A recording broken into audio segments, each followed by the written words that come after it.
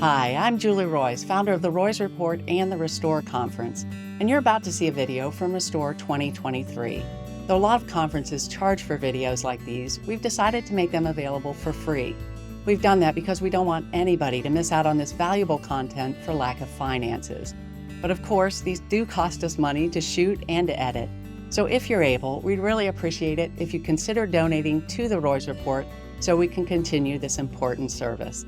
To do so, just go to julieroyce.com/donate. That's julieroyce.com/donate. Also, I hope you'll make plans to join us at the next Restore Conference, which we'll be announcing soon. As great as these videos are, they pale in comparison to being there in person. As one speaker commented this year, Restore is more of a restorative community than it is a conference. And every year, that community just grows deeper and richer. And so I hope you'll be able to join us at the next Restore. Be watching for that. And in the meantime, I hope you're blessed and encouraged by this video.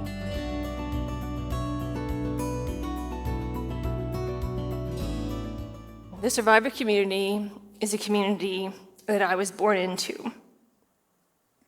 It's also a community I never, ever wanted to be part of. 100% of those of us who have survived any kind of abuse did so in a social structure where the despot has ruled the day, where the power dynamic was as tangible as what it was invisible, where dominance and subordination or submission have been the topography of our tyranny. In the Oxford Dictionary, tyranny is defined as cruel, unreasonable, or arbitrary use of power or control. The work of Dr. Judith Herman has informed so much of my understanding, and she writes this, and I quote, "The rules of tyranny are simple. The strong do what they will, simply because they can. The weak and vulnerable submit. The rule of the strong is enforced by violence or the threat of violence. Violence does not have to be used very often. It merely needs to be effective when it is used." Thank you so kindly. In faith communities, we not only have the threat of violence by our earthly offenders who seem all-powerful and deeply omnipotent, but we also have the ever-present threat of the Almighty Himself. The rules of tyranny are as systemic as what they are systematic. They are as pervasive as what they are predictable. In contrast, the survivor community is meant to be based upon principles of mutuality and reciprocity, a safe shelter for people who have been pillaged, where they should have been protected, and a place where people should be fed when they have been eaten. Juxtaposed to those who have offended against us, overwhelmingly, we are a group of courageous overcomers. We are not a group of losers, but we are a group who have suffered catastrophic losses. I regularly have the privilege of interviewing survivors who are seeking civil justice, and the single hardest question that these people have to answer in that interview is this: What are the damages to your financial, personal, physical, psychological, professional, sexual, and spiritual life? It is easier to make a list of what's not been damaged above what remains, because across domains, life is radically altered when you've been touched in any way by abuse. Some of us may have encountered abuse for the first time as adults, but a much higher percentage of us have encountered abuse as children. Those are called adverse childhood experiences, and they result in a staggering sequela of negative outcomes that compound and complicate life in adolescence and adulthood. In the 1990s, Dr. Vincent Folletti and his team at Kaiser Permanente did the original or foundational ACE study, and they surveyed, I think it was 17,000 people, and they elucidated 10 factors that if any one of them happen in childhood, that can cause a deformation of the person and personhood and personality of individuals. And they include sexual, physical, and emotional abuse, physical and emotional neglect, parental separation, parental incarceration, parental substance abuse, domestic violence, and or mental illness. Later on in a Philadelphia study, not surprisingly, the concept of childhood adversity was expanded to include community violence, racism, foster care, and bullying.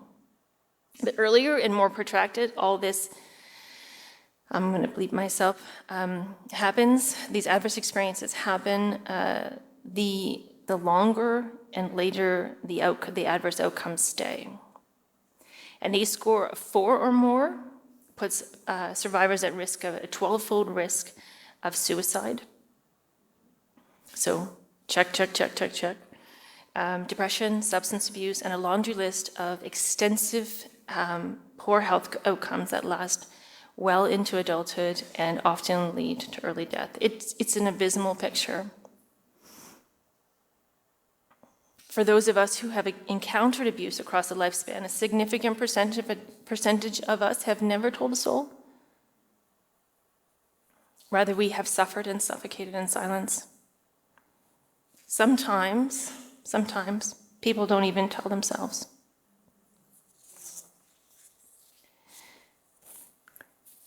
This is a very leaky business. Research done by Baylor University, I met Dr. Pooler yesterday, it was a privilege, informs us that those of us who have survived clergy-perpetrated sexual abuse as adults, they know some facts about folks like us. The average age of onset is 30, so much for being vulnerable, not being vulnerable past the age of 18. With an average duration, and this is staggering to me, of 4 years of abuse. That's staggering.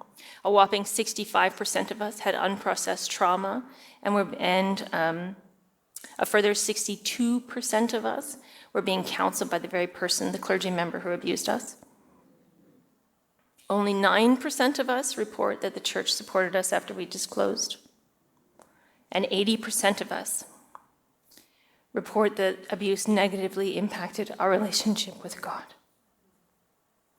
More recent research that's not been published yet reports that 40% of clergy adult sexual abuse survivors have post-traumatic stress disorder. Man, I tell you. I wonder why? Wonder why we have PTSD? Anybody?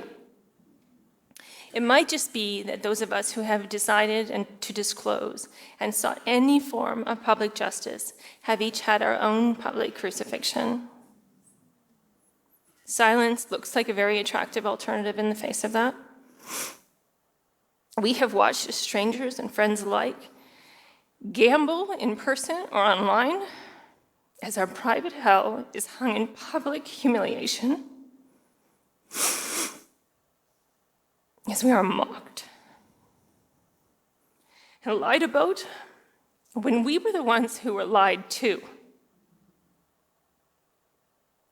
Most of us can recall the hollow thud of our frames when our limp bodies collapsed in exhaustion and when we dragged ourselves away from the side of the evangelical religious road and waited to die.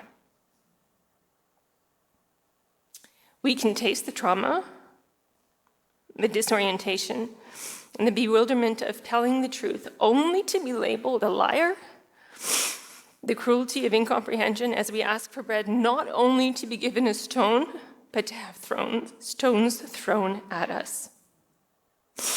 To be told to sit down in silence while our offenders rise to speak for standing ovations.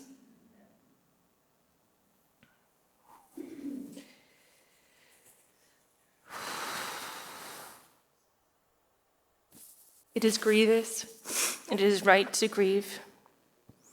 It is also right in this moment to breathe. Can you join me?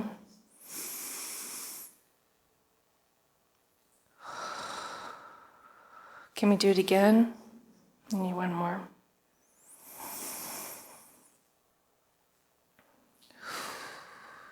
That was then, and this is now.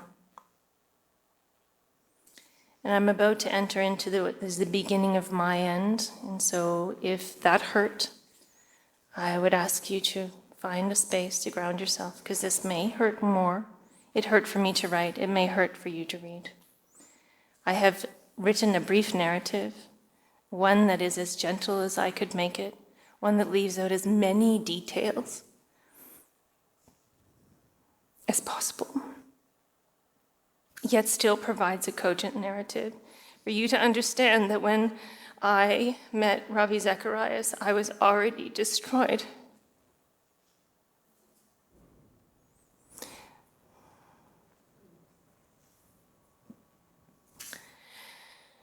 I was sired by a sexual predator. I am the child of a child molester. I was my mother's last child, and I thought I was my father's last child too, until several years ago, I found out that he sired his last child just before he died. That child was born to a child. She took her first breath 5 months after his last. I was 2 when my mother and my oldest sister fled the home. And myself and my 2 remaining siblings were left behind with him. Consequently, my home life was transient and tumultuous. Poverty pervaded my life across domains. My siblings and I regularly endured rage-fueled physical assaults by my father on more than one occasion that led to unconsciousness. My father had a partner in his crimes, my stepmother, who also perpetrated verbal, emotional, physical, sexual abuse, at times that came close to torture. Poly-victimization in my home hung as heavy as the daily dose of secondhand smoke. Shame, spurning, starvation, medical, and physical neglect were commonplace. These abuses are too overwhelming to number or even to name, but they included control and consumption of food and drink, control of urination and defecation, a regimen that did not resemble human hygiene, sexually abusive bathing practices, denuding and dehumanizing and defeminizing. That included mandatory dressing in full coverage masculine clothes, which was always excessively hot in summer and wholly inadequate in winter. It seems to me that all oppressive regimes seem to engage in the practice of the shearing off of hair of their victims. Month after merciless month, I sat in the kitchen where she and I silently sobbed, where any traces of tresses would fall to the floor. I was formed and fashioned entirely by the will of others, and I rarely, if ever, expressed a will of my own. My older remaining sister disclosed my father's savage sexual abuse of her and fled the home when I was 10 years old. She was 13. Once again, I and my remaining sibling were left behind. My father confessed to his crimes, attempted suicide twice, went to jail for 9 months, and returned home rehabilitated. It is difficult to breathe when your father's shame hangs around you like secondhand smoke. I was in a toxic family with no choice but to inhale or die. I did both with each breath.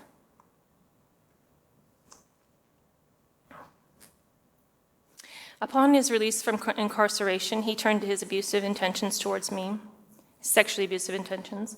I could not fathom how an adult would want to have sex acts with a child. I still cannot. After a particularly salient incident, I asked him why he had sex with children. I, like many others, thought that if a man had a wife, he would not sexually offend. I can still see this moment, the traumatic tableau, as he leaned against the table, the kitchen table. He was an immense man.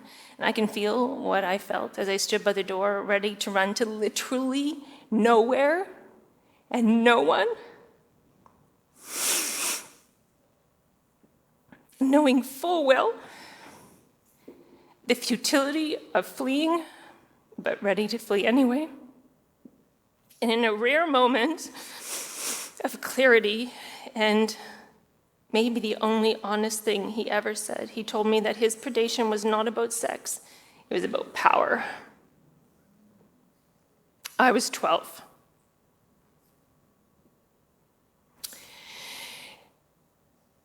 Judith Herman says, repeated trauma in childhood forms and deforms the personality. The child trapped in an abusive environment is faced with the formidable task of adaptation. She must find a way to preserve a sense of trust in people who are untrustworthy, safety in a situation that is unsafe, control in a situation that is terrifyingly unpredictable, and power in a situation of helplessness. Unable to care for her or protect herself, she must compensate for the failures of adult care and protection with the only means at her disposal, an immature system of psychological defenses. More Kleenex. Thank you for being patient with me. This would be harder if I didn't feel this, or easier, if I didn't feel it so much. I understood that if I were to survive, I would have to protect myself from the one man who was supposed to protect me. I tried really hard for 3 more years, and he tried harder. By the time I left home at 15, I had an ACE score of 10. It was a perfect score. And my perfectionism began early. I left with life in a cardboard box, and I never looked back. He was arrested for child molestation for the 2nd time, and he learned from his first go-around that the nearly universal act of predatory denial. This time he was acquitted because it was my word against his. And there were no traces of his trauma on my person. Many children, many abused children, says Judith Herman, cling to the hope that growing up will bring escape and freedom without question, but that they will grow up with major impairments in cognition, self-care, in memory, in identity, and the capacity to form stable relationships. I had them all. My father was released from prison, but I was not. As an adult, I was repeatedly revictimized by men in places of power and fiduciary duty, men that I both dearly loved and deeply trusted. I married when I was 18 because he asked and I couldn't say no. And I had my first child at 21.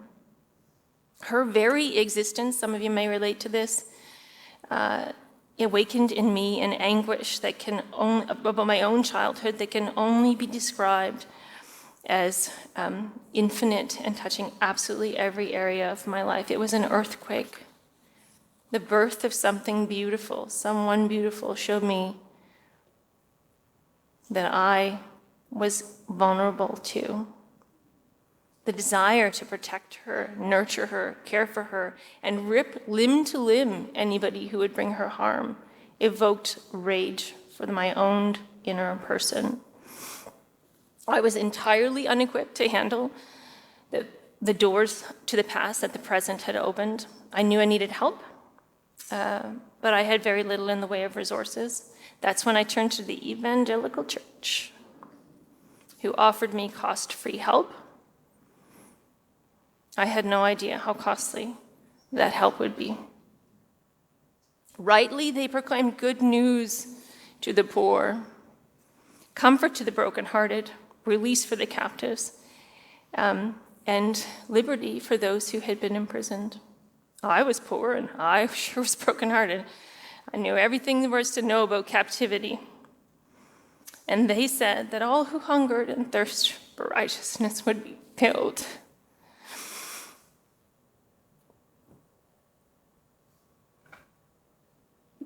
And I was starving.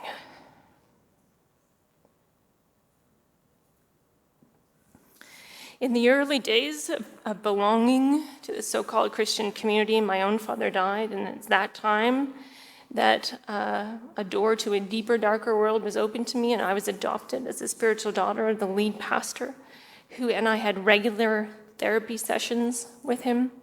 I was diagnosed by him, and he was the treatment. I came to believe that the sum total of the Christian life in those early years was crying, I thought that I was told, and in some ways it's true, that tears would tarry, but joy would come in the morning. And it looked to me like night would never end. It was in the same community that I later met and married my current husband of 18 years. It was also there that the same pastor committed egregious spiritual abuse and financial malfeasance against us and other members of the congregation. And you know this, but attempting to hold a much beloved, high-powered pastor to account is an invite in catastrophic sequela of betrayal trauma, as experienced by us, but as theorized by Dr. Jennifer Fried. That includes a series of events that is defined by darvo, denial that anything happened, attacking the victim and reversing the victim and offender dynamic such that the real victim is thought to be the offender, agent of Satan, and the real offender is being victimized. Some of us have been darvoed to death.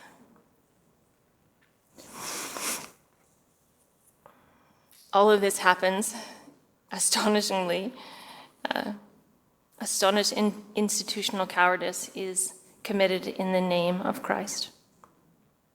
Perhaps truer words were never spoken by Dr. Judith Herman when she said, "In order to escape accountability for his crimes, the perpetrator does everything in his power to promote forgetting. If secrecy fails, the perpetrator attacks the credibility of his victim, and if he cannot silence her absolutely, he tries to make sure that no one listens." No one listened. Very straightforward. Highly successful campaign. We were shunned and shut out of our Christian community. Before we had at least the hope in Christ. Now all we had was the harm of those who called upon his name, and not too much remained. It was in this context that I met Ravi Zacharias.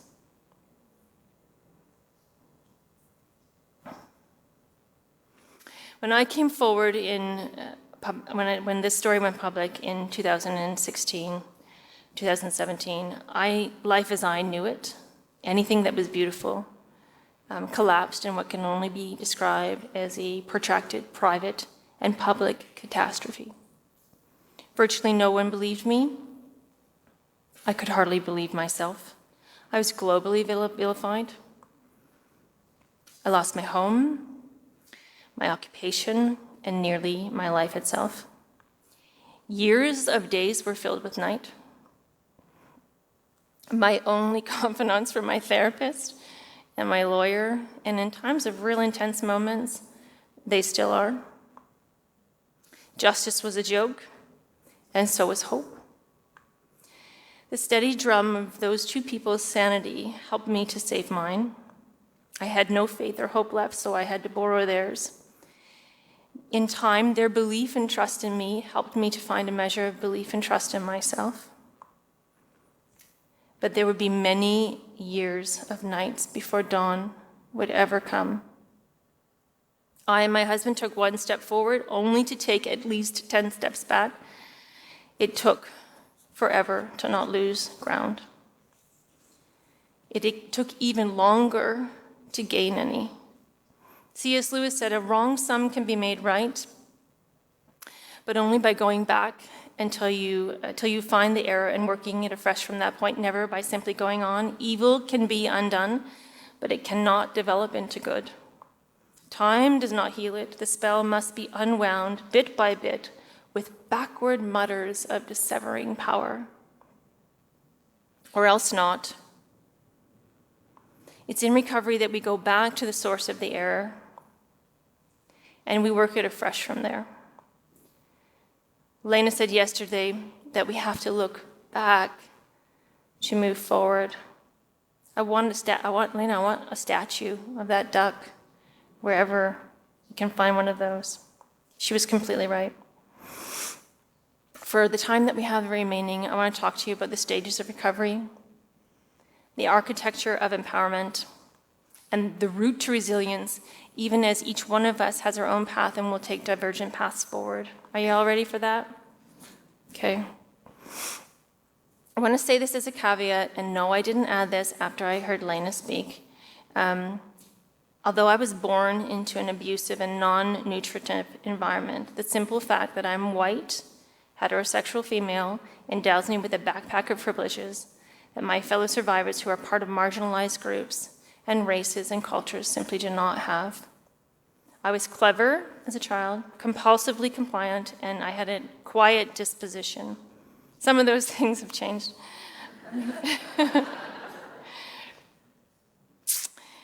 Even then, I had an interest in human well-being that was higher than my low estate.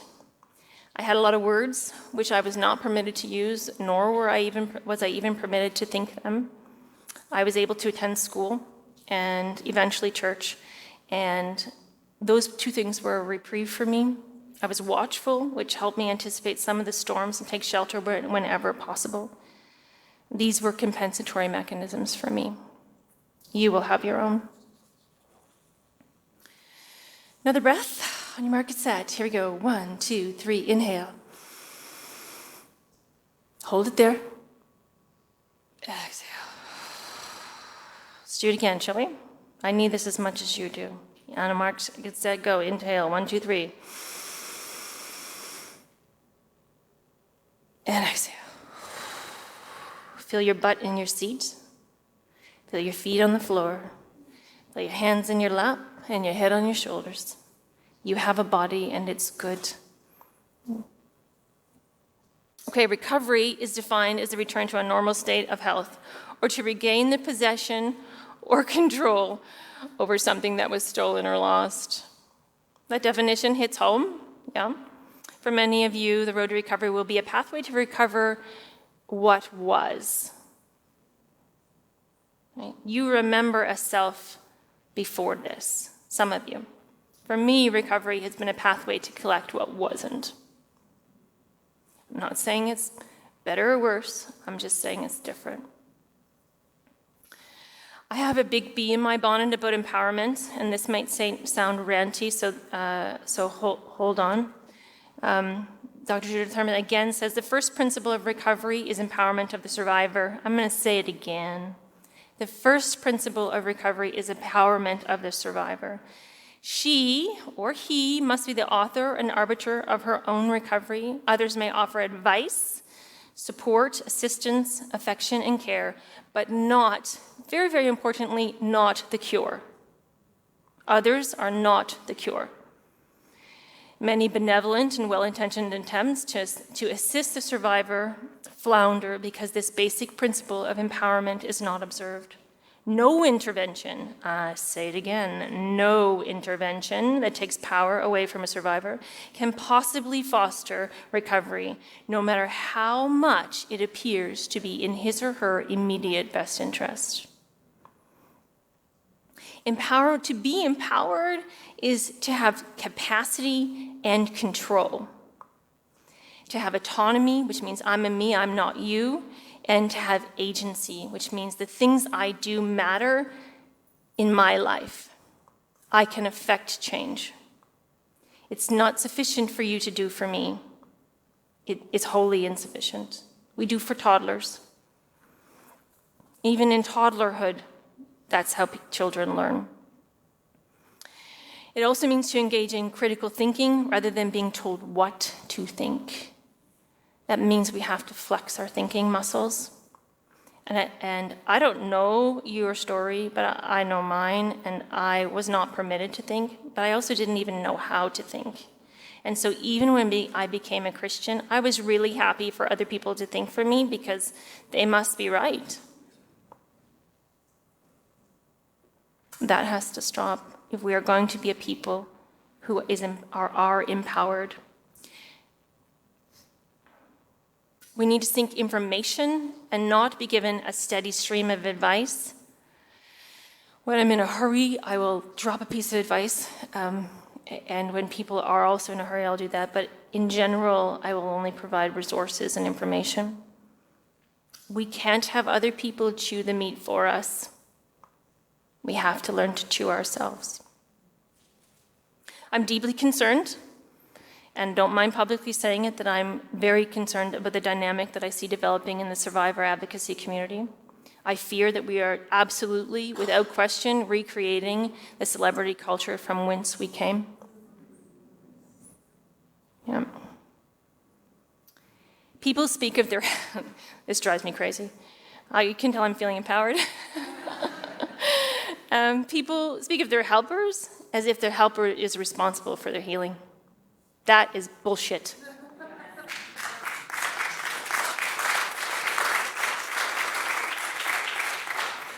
You are responsible for your healing. You are not responsible for your hurt, which all too many people are going to tell you you're responsible for your hurt. You are not responsible for your hurt, but you are responsible for your healing. No one person is the cure. And anyone who says they are, big circle around that person. Big circle. There is no question that we need advocates in public spaces. But critically, we need to learn to advocate for ourselves. We need wise helpers. I'm all for wise helpers. And they're essential through recovery. The wisest helpers are those who can and will do with you and me, but not for. Wise helpers should not give you the answers. They might ask you questions. Maybe they should help you find the answers for yourself. Empowerment is so central to recovery that if that fails, recovery will not ensue. Empowerment is not a one and done, it is a process. However, there are stages to recovery. Carson alluded to that. He didn't know how well he was queuing me up. He really demonstrated his recovery journey for you. Thank you, Carson, for embodying that for us. The first stage of recovery is establishment of safety and stability in the present. And I really think that many people continue to flounder because they try to go into the next phases of recovery before they are safe and stable. So you consider trauma, think about it like a train wreck. You're in a train wreck. Nobody is going to get you to get up and walk when you have an open wound. That makes sense. Your guts will fall out. So for many of us, we're trying to get up and walk. Some of us are trying to get up and run with our entrails hanging behind us. And we wonder why we're not well. That has to stop. And it took me at least a year and a half not to stop hemorrhaging. Hemorrhaging. Right? It took another year and a half just to be safe and stable.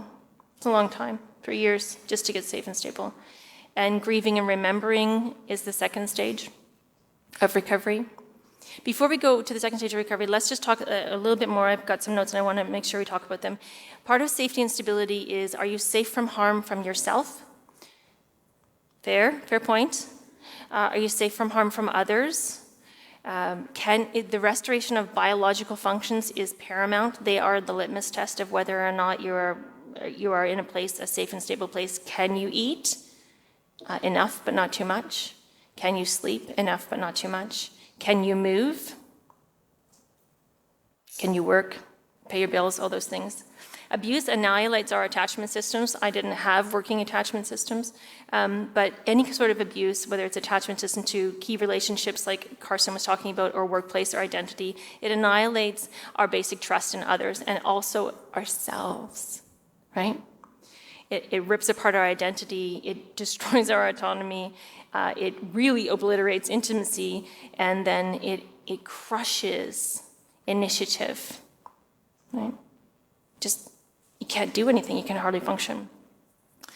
Trauma shatters our sense of safety in the world and in our very selves. These things are not only fracturing, they are also formative. It takes time to rebuild a secure base. Give yourself that time. The good news is that this is all possible. The bad news is it's going to take a lot of work. But you are people who know work. You're gritty. You know how to get things done. So we might as well put in the work to become safe and stable. People who don't negotiate safety and stability well will repeatedly destabilize. I have 2 younger kids who remain at home still. We have 4 in total. I birthed 3 of those suckers, and I got 1 for free. And they're great. They're amazing. My youngest daughter is 14. She's amazing. She just started high school in Canada. And that's a big deal because you go from like grade school to high school. They're wearing school uniforms, and she made the high school basketball team. Yeah. Proud mom. I can't hit the broadside of a barn, but my kids are athletic, which I'm really grateful for. And so my husband likes to coach from the bench. Nobody else has that problem, I'm sure. And I don't know anything about basketball, but I'm really excited that she's having a good time and making connections, and it's part of her identity and growth and development. And so I'm all for that. But I have learned and watched that when the girls are a new team and young, and when they get the ball, they're like panicked, right? Oh my gosh, we got the ball. And then they all run in a mad way to get to the other end of the court, and then they don't know what to do. My coach husband beside me, I'm quiet, and he is usually quiet, but something happens in athletics to men. Yeah. It's crazy. And he's saying, slow down! Like, can you just slow it down? They can't hear him because he's not the coach. And then he's telling me, like I even care, he's telling me, oh, look at that kid. Like, there's this kid on the team, and she's dribbling, right? I can't even mimic it because I can't do it. She's dribbling, and she's got her head up, and she's looking, right? She's looking for what she's supposed to do with the ball. But every other girl's like they've got their head down, they've got the ball, and they're not looking up at all. But he's right, it's good advice. So when you're new at recovery, and you are welcomed into the survivor community, but it is baptism by fire. And so when you are thrown the ball and thrown into a new team where you have no experience and everything's confusing, and you have this ball that you feel you need to hold the offender accountable, you need to tell the church, you need to, Christine said, contact a lawyer if there's, or the authorities if there's a legal or criminal thing, and that's correct. But everything else, slow down, right? Take the time to feel what safety looks like. Take the time to see what it tastes like, so that you can monitor and measure those metrics. So keep your head, so you should be able to dribble the ball of recovery in such a fashion that you can still look around and see where things are at. And part of dribbling the ball and playing the game of recovery, and it's not a game, but it's a good analogy, is grieving and remembering. And really it's making meaning out of processing, metabolizing, and making meaning out of trauma. None of us incurred abuse alone, and none of us will be able to heal alone. The importance of social support can't be overstated. Small, safe, homegrown support groups are really, really important. Thankfully, there's a lot more survivor-led grassroots organizations that have been cropping up now than what there were then when things happened with me. The Therapeutic Alliance, which I'm pretty sure we're going to hear about next, is of the utmost importance. And when I say Therapeutic Alliance, this is what I mean. And I make no apologies for making this statement because you deserve the best of care. You need a licensed, competent, board-certified mental health professional.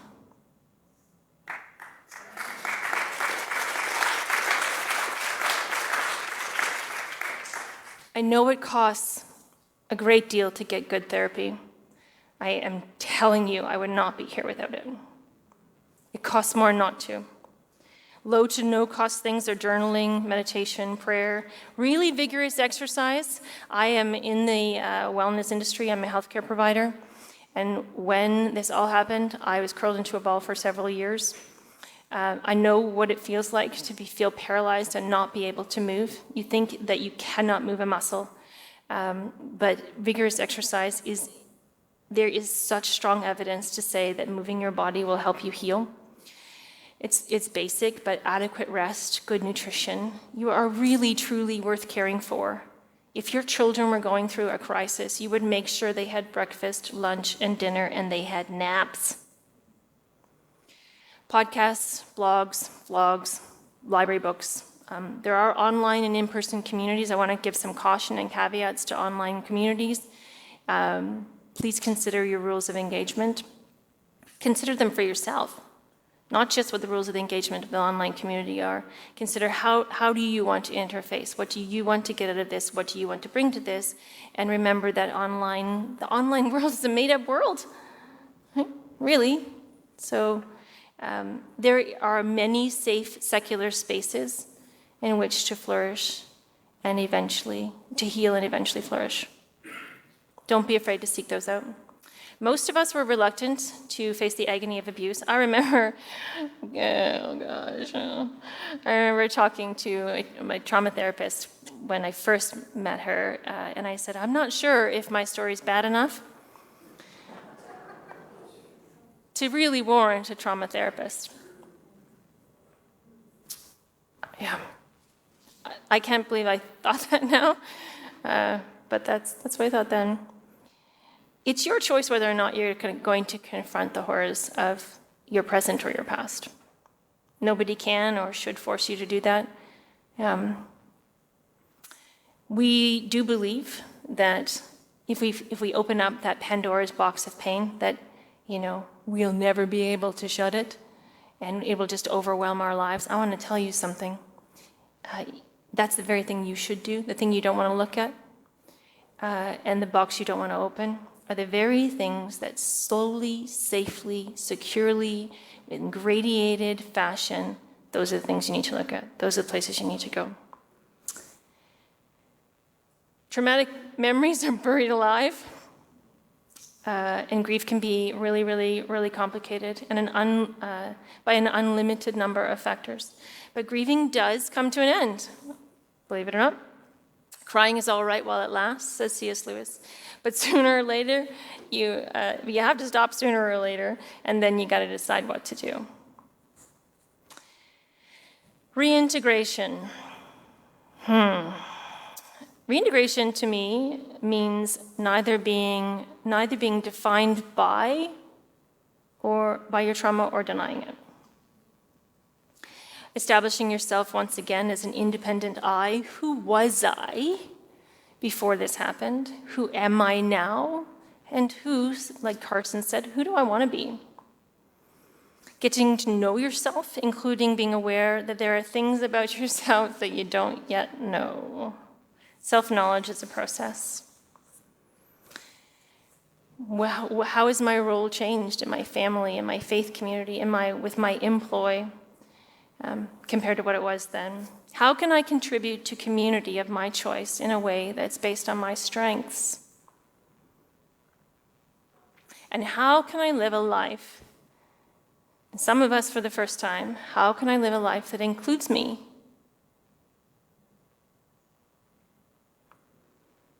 This brings us to the topic of agency. Agency is not only the feeling, but the actual capacity to have control over your own life. There was, just in Christendom, we're like, well, God has a plan for you, so you shouldn't have one. Crazy. Yeah, it's crazy. In his book, Trauma, Dr. Paul Conti suggests that agency is a verb. That's something that you do rather than a noun, which is a person, place, or thing. And there's a difference between being in a car, being the passenger in a car, and being the driver of the car. And one of the questions that we should ask ourselves is, how old is the person who's driving your emotional car? At too many junctions in my life, someone who should not have had the keys was steering my car into seas of sorrow repeatedly. I was compulsively compliant, which essentially meant that my no was broke. And when compliance is the only possibility, consent is utterly impossible. If you can't say no, then you can't say yes either. Abuse and abusers try to define you. Just search on the internet. There's lots of definitions of me. They take away your choice. In the process of reintegration, you actually get to choose who you want to be. The most beautiful people I know, without fail, are the ones who have dug through the rubble and made something beautiful. Some of these people may live and die in insufficiency, but they have found a way to make beauty from ashes, and that is who I want to be. I was astonished to realize that with much practice and patience, I developed an intact sense of self. That was a miracle. I didn't. You can fill in the blank yourself. That was a miracle. And I differentiated from others. If you wanted your eggs like that, that's how I'd have my eggs. If you like that restaurant, that's how I'd like that restaurant. If you wore those clothes, that's the clothes I would wear. I'm able to hold my own no while carefully considering what yes would mean. Many survivors negotiate their trauma in the privacy of their own lives. My entire family they don't even know what I'm doing here. It's fine. My sisters, my mother, my brother, we don't talk about these things. It's okay. That's how they're negotiating their trauma. But there's a subsection of trauma survivors, that a small percentage of us, that want to feel compelled to altruistically engage in advocacy in some way, shape, or form. This is an altruism born of suffering. And suffering can create a need to help, and it has in me. I think I'm a helper by nature. But this has to be congruent with your life narrative and also consistent with your strengths. I continue to seek meaningful ways to serve the survivor community that increases my strength but diminishes my sorrow. When seeking to serve others, I looked at all sorts of options when I finished grad school. Most of them, it was kind of funny, there's too many stories to tell, but most of them would leave me hemorrhaging with trauma and like in trauma with the person who's in trauma. So the last thing survivors need is for the person who's trying to help them to also be falling apart. So there's caveats if you decide that you're going to develop a survivor mission that is in the public sphere. One, get to know yourself, get and keep good therapeutic help. It may help you to serve others, but it's not about you. Wherever you see individuals or organizations who are recreating the dynamic you left, it's a red flag. Here's some other red flags. Are you ready? Dominance, where in any culture or any person, where dominance, subordination, and submission is the name of the game, where people tell you what to think instead of how to think, where people give you advice versus information, where people will speak for you instead of empowering you to speak for yourself, doing with rather than doing for, whose actions appear to be wholly invested in building up their platform rather than people. Don't let anybody use you that way. Remember that we're supposed to be a people of mutuality and reciprocity. While these things feel familiar, they have no place in the survivor community that we're trying to cultivate. We have to learn to cultivate healthy decision-making processes. We all need to stop being so dang nice. Offenders not only tell you what they think, they also tell you what you should think too. Learning to think for yourself is worth its weight in gold, and it is a skill that takes time and practice. This is important. You will know if you have successfully navigated the reintegration process if these 4 things are in place. Are you ready? You are able to tolerate the symptoms that are associated with PTSD within reasonable limits. That doesn't mean you won't have them. You have PTSD, but you're able to tolerate those symptoms and you have coping skills. And that includes, number 2, being able to manage the feelings of trauma. You saw that I went in and out of feeling very emotional. But I managed, right? You can call up your traumatic memories under your own volitional control, and they don't control you. The memories of the event or events have a cogent narrative that you can convey if you want to. And they're importantly, and I talked to Carson about this before he spoke, importantly, they're connected to your feelings. And my final comment about reintegration, and I say this with absolute care and concern for not only your well-being but my own, I urge you to cultivate a personal and private life. One that is not lived out before your abuser or your abusive community. One that honors your own humanity, protects your person, and allows your roots to grow and allows you to bear fruit. I'm going to talk about justice in the moral community, and then I'm going to wrap it up. The idea of a moral community is a concept wherein a group of people have a social contract and they respect a certain moral code. A group of people in whom you trust and you believe will have your back. It does not have to be a faith community, but very often faith communities fall into that category. For faith communities to be a place of healing, it's critical that the demand for justice in the context of the moral community must be shared by the group. We all need to be outraged. Julie asked the other day, people ask her why she's so mad, and she says, why are you not mad? We all need to be outraged. And yeah, absolutely.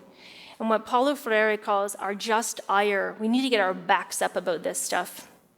And we need to ask the following question, or we want to be asked the following question as well. What would it take to repair the harm, or at least as much as possible? This requires that people listen.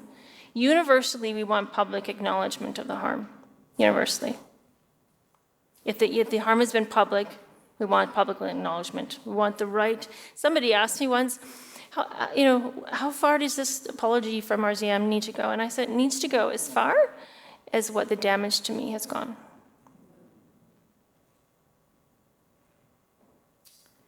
And we all want protection from others, and we want moral vindication. We want somebody to stand up and say, that bastard was wrong, not her. There are roads to justice, and many of you know those roads to justice, and they're probably not worth getting into. But what is required of you? It's required that you do justice, and that we love mercy. And mercy doesn't look like replatforming anyone or sharing platforms of abusers. There you go.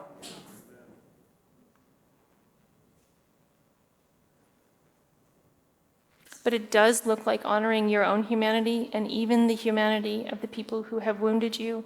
I am speaking after 2 people who sought my slaughter.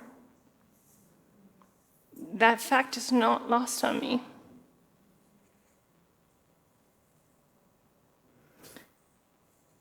And it also requires us to walk with humility. Humility says that although we have been wronged, we are people who are capable of wrong as well.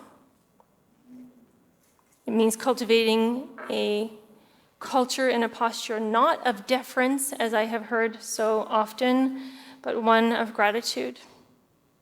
Not gratitude for the harm that you have suffered and in many ways continue to suffer, but gratitude that, unlike your offender, you get to choose who you want to be.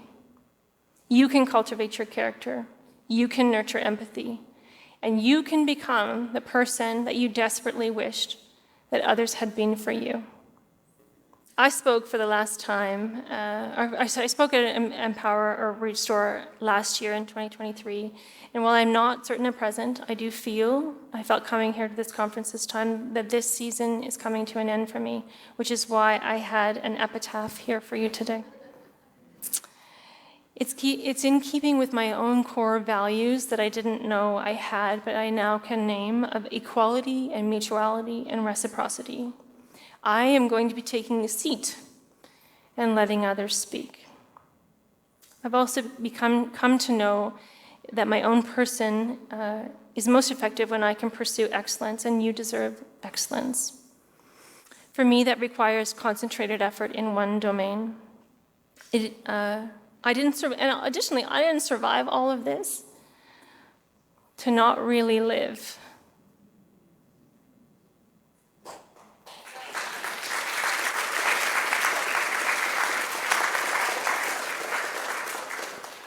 and neither have you. Julie is going to talk to you about why not quit, and I am here to tell you you can.